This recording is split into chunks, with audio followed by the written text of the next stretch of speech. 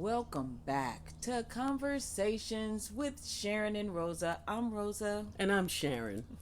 and we are so happy that you all joined us again for another week of conversations going on in San Diego. Yay! So we know that some of our viewers may be experiencing the deep snow that's traveling throughout the country on the East Coast, I think it is, and northeast side of our country. But we are praying for you. We got you, and we're glad that you are able to tune in. So today, before we get into our topic, I want to give a couple shout outs. First shout out is to Flora Best. We thank you so much for continuing to view our channel and for your great comments each and every week. Yes. Also for Goddess Muzan. Thank you for being a new subscriber and for tuning in and just supporting us. And last but not least, Paulette Johnson from Petersburg, Virginia. Real Women, Real Talk radio station, 91.3 WVST. We Yes. thank you for even, being our supporter. Appreciate Absolutely. that. Mm-hmm.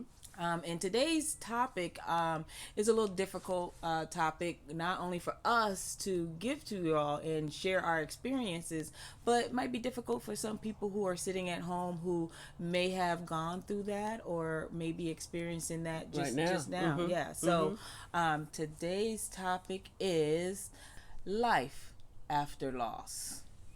Yes. Yes. So you want to start with the conversation, or you want me to start with that? Well, I think you did a pretty good lead in because, as you said, that many people, as we speak, may be very well going through it, have gone through it, or just trying to get to the other side of it. So, as Rosa says, we're going to be talking about life after loss and focusing on grief. Grief. Yes. And I think you may know what it is if you're going through it, or don't know what it is, but it is real. Yeah. And it's, with everything that's going on right now, we talk so much about, what do we do with our partners, what's going on with our relationships, the things that make it go smoother, some things that where the wrinkles are. But today we're talking about what happens when you lose your partner Yes. and life goes on. Yeah. Or you try to go on with life. So we're focusing on grieving and life after loss. Yes. So the people out there who are living it, have lived it, it is not easy. Yeah. So And some of you all may not even recognize that you are going through some of the grieving phases that Yes. Sharon's going to get into. Yes. That happens during the loss of a loved one or your partner. Yeah, sure. Yeah. So what is grief? Everyone talks about the 5 stages of grief and all that. So again, we always have to say we're not doctors, and I don't play one on TV. We're just people who live in life, and we're talking to you about our experiences. Absolutely. So for a basic definition of the stages of grief, one is the first one is denial. Like it never happened. You're wrestling with the fact that this can't be true. Something so horrible has happened. Such a big rock has come into your life. Wow, I'm just saying it didn't happen. Right. You're saying, let me wake up and, And so this not be dream, true. Yeah, Right, so I right. can come from out of this dream. But, Right. that's part of the denial. Right. We try to push the restart button, like let me go back 3 days ago when none of this had happened. Yeah. Second stage is anger. Because even if you were to accept it, I'm mad that it happened. And what do you do with all those feelings? The third is bargaining. And that's the one I kind of stumble over myself, but it's bargaining as if, as though you could change the situation, and you go back to like, if I just wouldn't have gave her the keys to the car, if we just would have gone straight back home, this would not have happened, this would not have happened, and she would no longer, she would still be here. Depression, 4th stage, a lot of us are familiar with it, may even be going through it and don't recognize it. Absolutely. And or sometimes we so glibly say to another person, well, I'm depressed. Well, what does that mean to you? Because what depression, how it leaves a signature upon you may be a whole different process on how it affects someone else. Yes. So be mindful of that. The 5th and final stage is acceptance. this horrible thing, this something that you couldn't have dreamed, a more horrible dream has happened to you. But you know what? You've gone through some of the stages, and you're now at the horizon of possibly accepting it. Absolutely. And I would say for some people, this could very well be the harder stage. Yeah. It could be. So, again, the five stages are, actually denial, anger, bargaining, depression, And acceptance. All of these come under the umbrella of grief. So again, we're focusing on grief today and dealing with life after loss. So, grief, it's a psychological sadness, if you will, that changes the way you think and feel and behave. So let me ask you this: if someone in your life that you care about right now said, I've been depressed. I think I've been depressed for the last 3 months. What does that look like? Not that the person has to be depressed for 3 months before you to understand or know it, but when a person is honest with you and saying like, hey, I'm still not there. Yeah. I can't get over the fact that I've lost Sally. It's hard. And life gives us all kind of triggers, but when you lose your loved one, the person that you're the closest with on this planet Yes. during this lifetime, it is incredible. And I'm going to tell you, everyone doesn't get through it. Yeah, and that is so true. And I know Sharon will share her story a little later, but when you're talking about people getting through it and people dealing with the loss of a partner, I can tell you from a friend point of view on how I can look at that and try to help and reach out and be there for that person who is going through that, because I personally have never experienced the loss of a partner, and I know that Sharon has. And so once she tells her story, you'll hear on how I am with the whole five stages, or the whole helping of someone that's going through those five stages, because it can be hard too for just the your circle that's there Yes, for you. your 'Cause some friends. people, they don't know how to reach out, or they may be doing too much to reach out, that may be overwhelming you, that's putting you in some of these different stages too, That's true, because one So- thing, it's important to have someone to reach out to, but it's also important that you reach out to the right person. Absolutely. How do you know who's right? Because you've never been here before. Right. So just some of the things, our life is our life, and a significant chapter of my life. 15 years ago, I had been with a long-term partner, and we were together about 13 years. At the third year, she was already in remission, but she was doing okay, and then her life just changed. And when I say life change, when a sickness comes upon you, it's not just the illness itself, but it's all the things that it triggers also. So, I was with the late Crystal Hunter, like I said, 13 years. Out of those 13 years, the 10 years of going up and down and the surgeries and the illnesses and things getting worse, and finding the right doctor for the right illness, and financially how it affects you, and trying to get to a new norm. So we're talking about, I think if she had sarcoidosis, high blood pressure, kidney failure, her lungs were collapsing, and that and so many other things going on at the same time. And where I was at was trying to make things okay, even though definitely out of my power to do so. But when you care about somebody and love them, it's hard for them. It's hard for you to stand by and see a person start to die, if you will. So we went through so many things, even a possible kidney donation. I volunteered to give a kidney on the day of the operation. The doctor came in and said, "No, I don't like the way her heart looks today. We're canceling everything." And just the devastation, I remember the devastation in her eyes when we were saying, like, you can get a kidney, but not today, and it won't be from Sharon. And that was just heartbreaking. So going through all the things that you go through when you're dealing with a person who is ill and becoming even more sick, that's difficult. So we went through so many things, and up and down, in and out. The finances, because she had medical coverage but not pharmaceutical coverage. Yes, And that's a big strain yeah, too. Just absolutely. finances in itself. Right. So just to Yeah. fill her prescriptions was like between $700 and $850 a month, just for the subscription to the pills that we were hoping to make her life a little bit better. On top of that, then she went into a coma. Came out the coma 5 days later. Something had happened to her. She just was not the same. Her hair had turned white. I'm talking to the doctors. I'm sitting in a room keeping a diary because so much is upon me at the time. And when they come to you and ask your permission, can we do this next procedure? If not, she may die. And the only thing I could just say, God, please be there for her and me and us, because please do what you can do. Whatever you can do, doctor, do it. And she, so she, she passed that one, and we thought things were just going to be a new normal, if you will.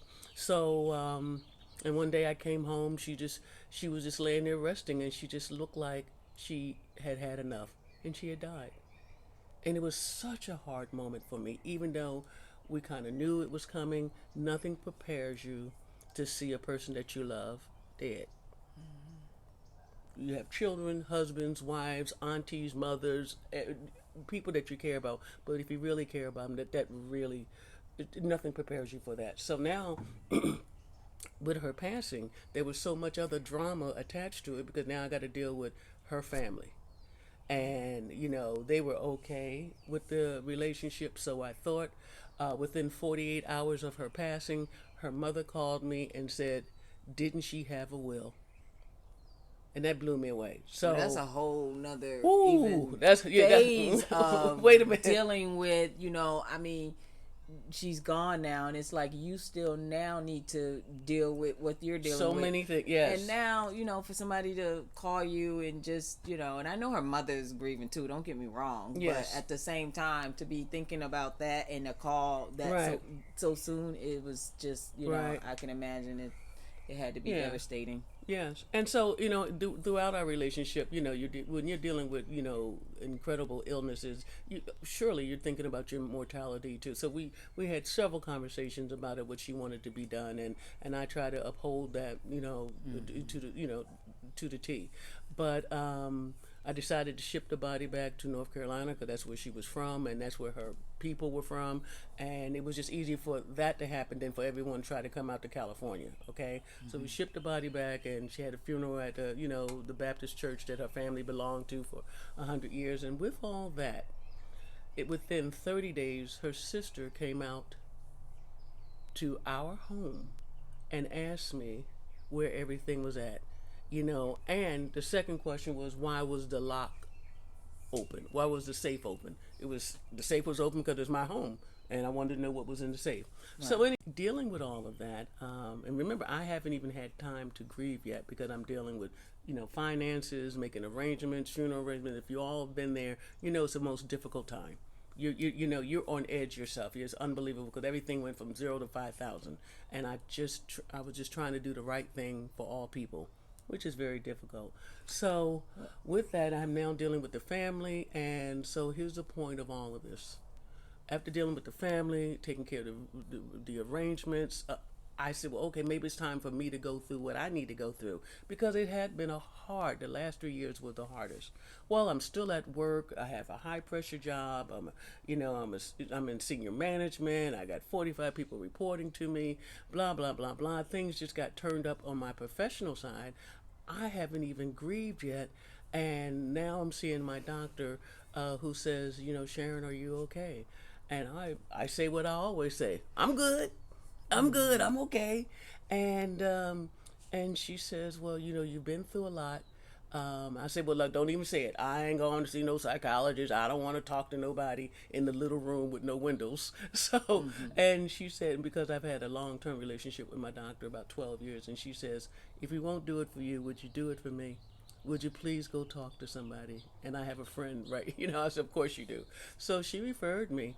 I'm sitting, talking to the psychologist, and as I'm speaking, I've never felt such anger in my life because what I was doing was suppressing my own feelings, pushing everything down. I had no idea that I was angry. Yeah. I had no idea I was that sad or mad. And so 2 hours later, I had cried. I had totally fallen apart in this woman's office. I'm embarrassed beyond words. And she was like, it's okay. It's okay. Right. So, and I surely didn't feel okay. So, and of course, they gave you some pills. And at the time, I started taking a couple of them because I really was not okay. So why am I sharing all this with you? I'm telling you that things happen to everybody sometime or another, the good, the bad, the ugly. But with the sadness that came upon me as I left her office and was trying to get back to my new normal, and that was I was taking my own temperature and saying I knew I was angry. I was angry. I have not felt that kind of anger. I had already passed denial, because I wasn't there. I was very, very much aware of what was going on in my life and what was going on with her health condition. But I went straight to anger, and maybe I passed bargaining, but from there, I jumped into depression. Now, how do I know this? Because I went back and as I saw what was, was reading what was going on, I was living it. I was depressed. I was psychologically on edge, and my physical state and my mental state was not good. It just was not good, and I had to I had to take some time off. So having said that, I'm saying if it can happen to me, of course it can happen to anyone, but I'm living real life. So I think I was angered that I couldn't do anything else to help her. I was angry about some financial decisions that were made that I wasn't part of. I was angry that that I was alone. For the first time in my life, at 55 years old, I was alone. I felt alone in this world. So I'm trying to, I'm still trying to keep the beat and go to work and take care of people and do what I need to do. And I almost went under.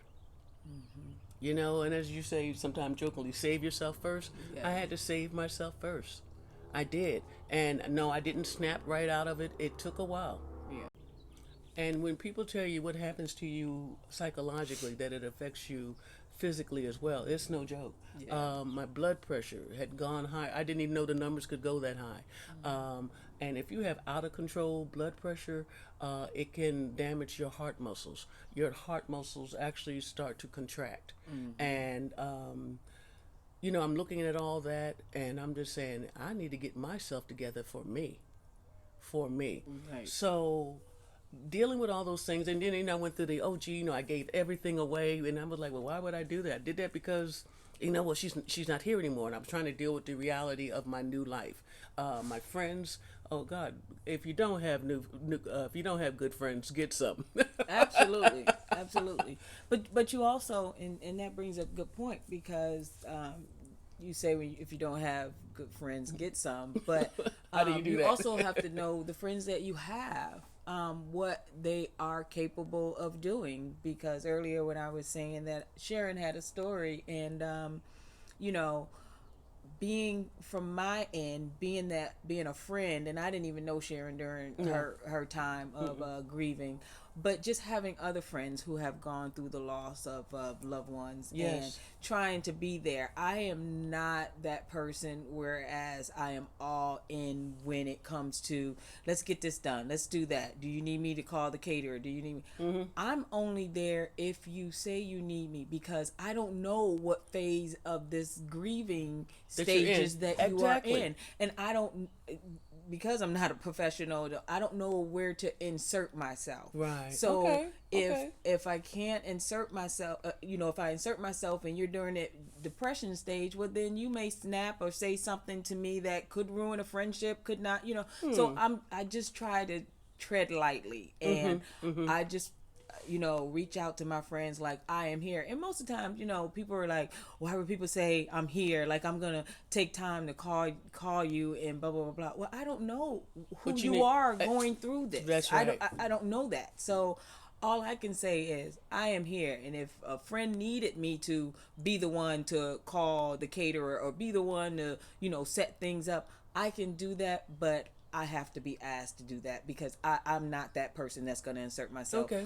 I shy away from the whole death process, and that's something I need to get past because I know death is coming to all of us. Yeah. And I don't want to be that person, but I have been that person, and I know, and I say it from time and time again, everything stems from your childhood, and I've always been afraid of the dead for whatever reason.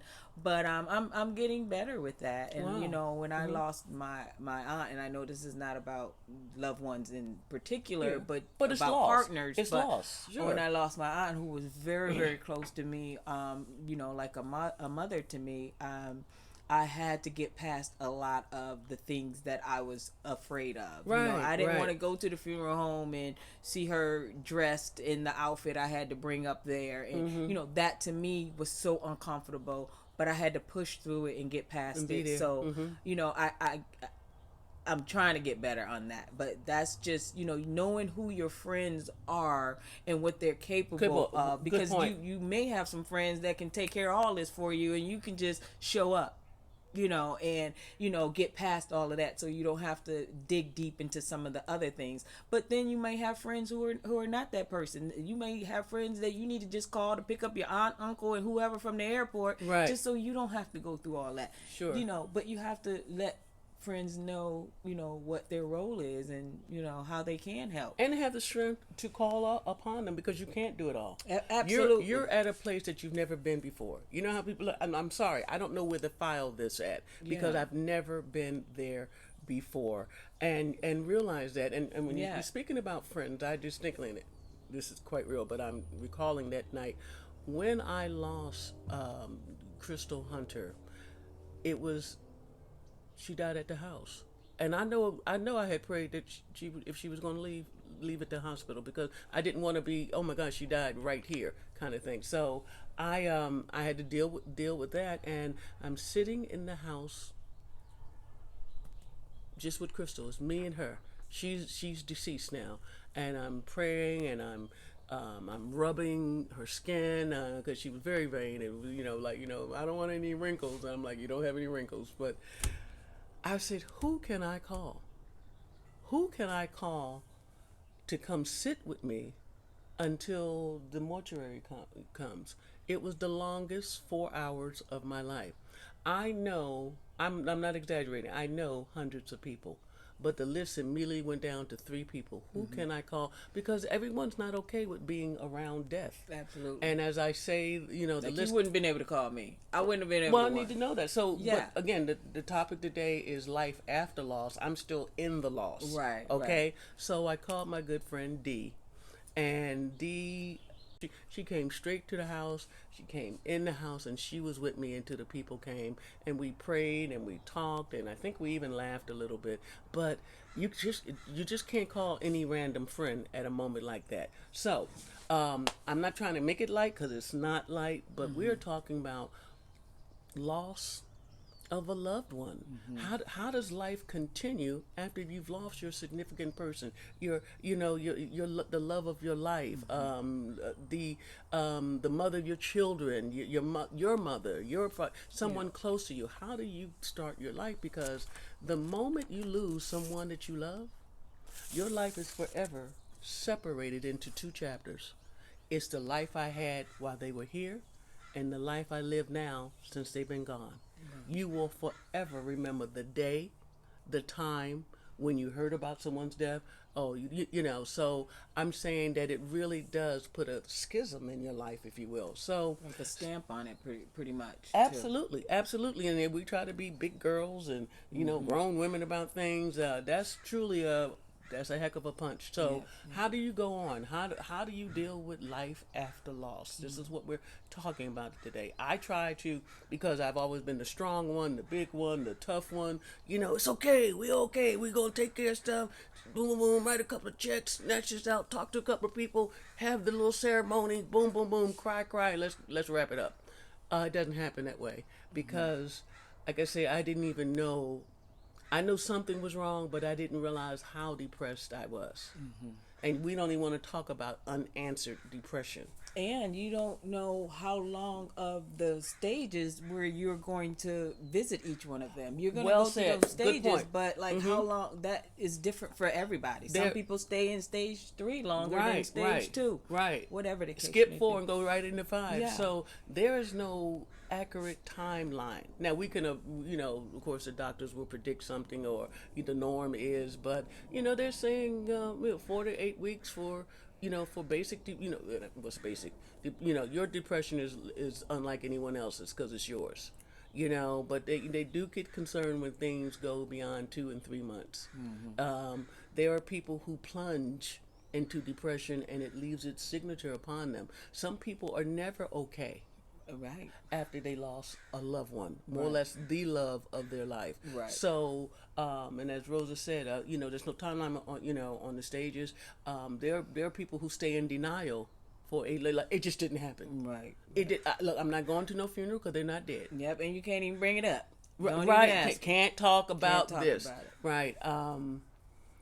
The anger, and it seems like that seems so normal. Of course, you're angry. What are you angry? I mean, there's people who simply say, "I'm angry. I'm angry with God because God allowed this to happen to me, and I've been a good girl, and I don't deserve this."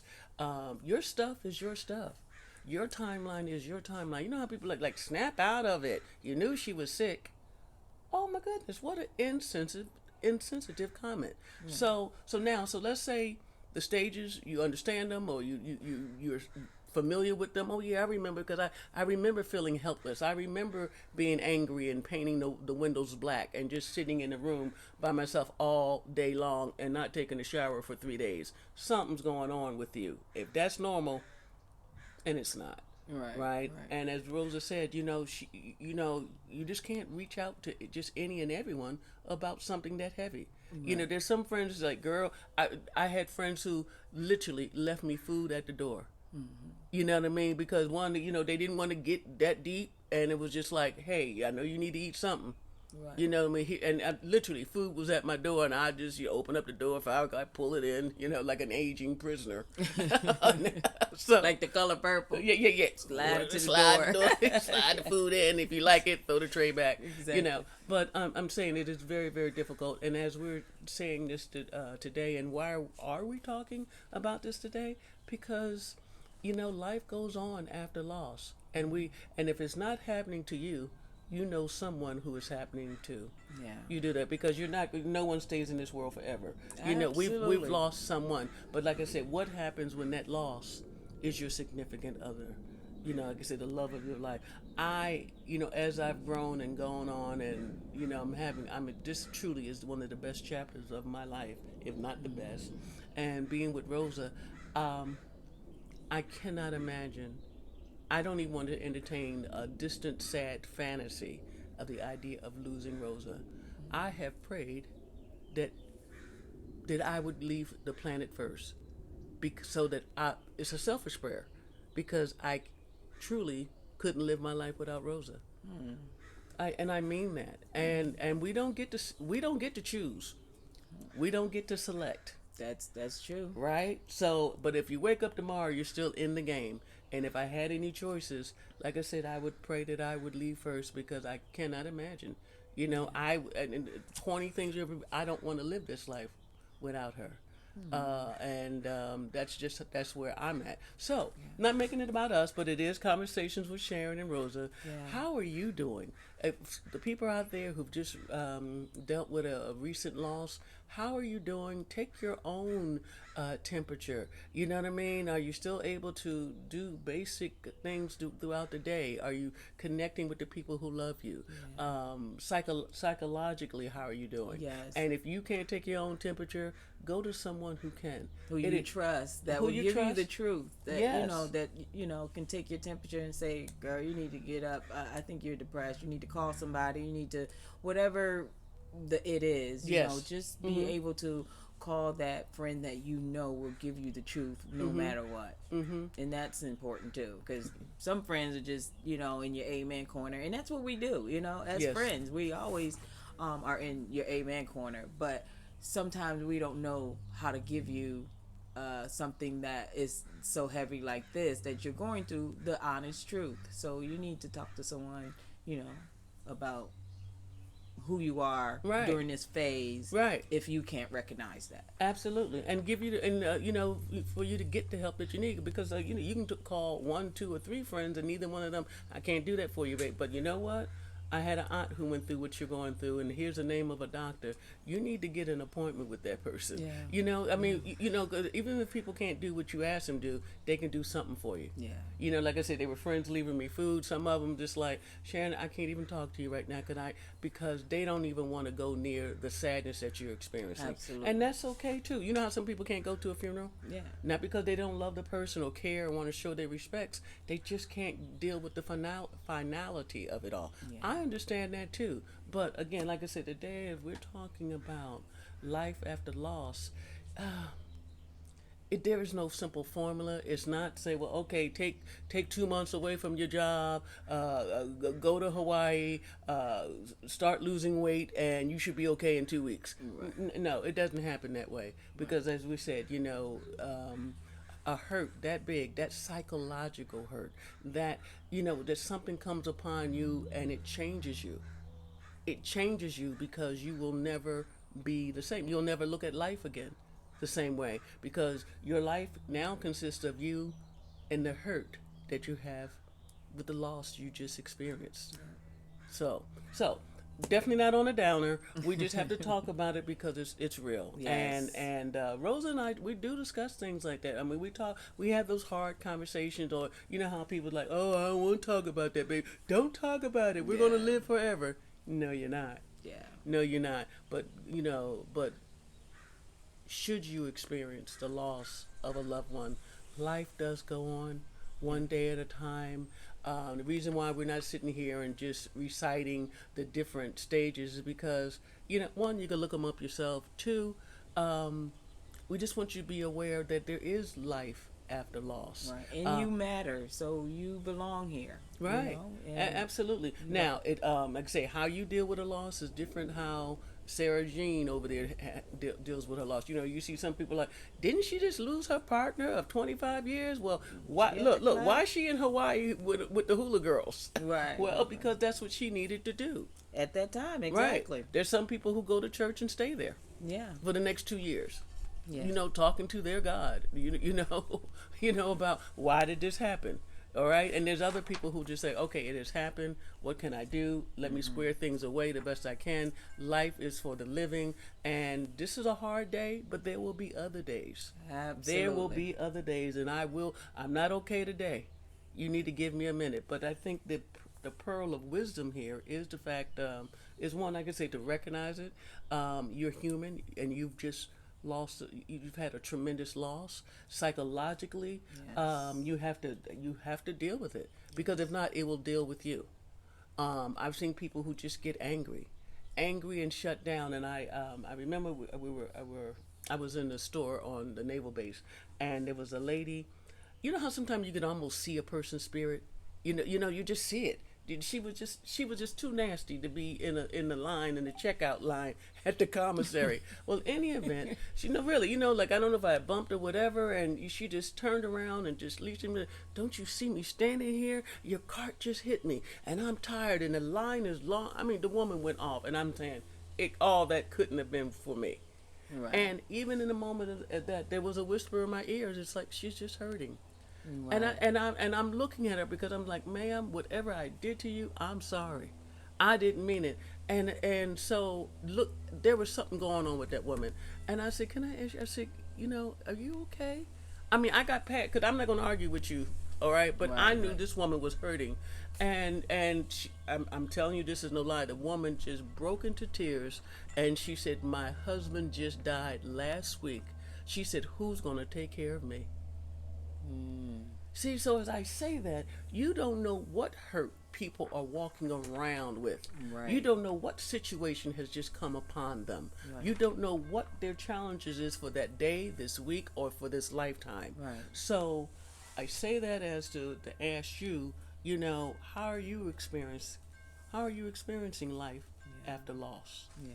It is not easy, but truly, before you leave here, you're going to feel some pain. How you deal with it is up to you.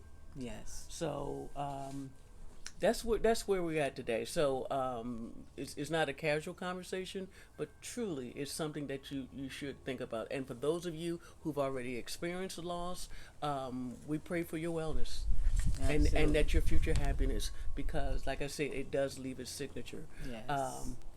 We're good with that. I'm glad that that I was shown a way out of it.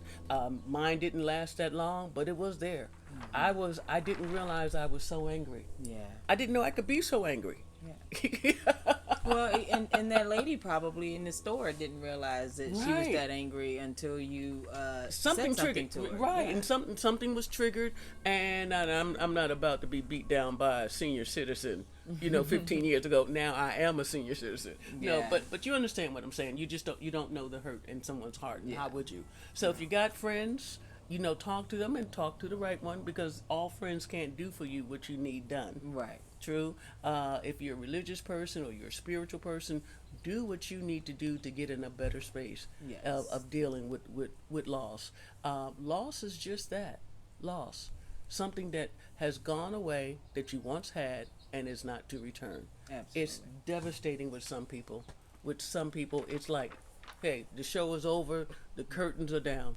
So be aware. So we're loving you. We're loving you. And again, not a downer, but we had to talk about that this morning. We're wishing you, as always, we're wishing you the very best. Of all good things, stay safe and stay woke.